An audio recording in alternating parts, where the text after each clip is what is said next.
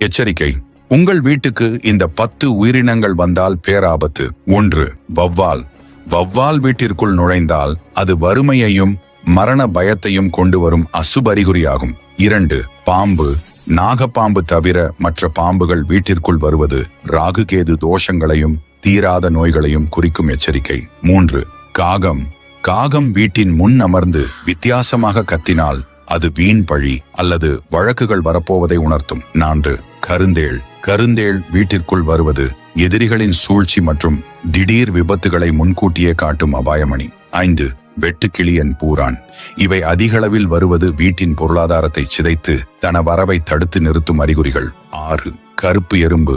வரிசையாக கருப்பு எறும்புகள் வந்தால் நல்லது, ஆனால் அவை கூடு கட்டினால் அது மனக்கசப்பையும் பிணக்குகளையும் உண்டாக்கும். 7. ஆந்தை.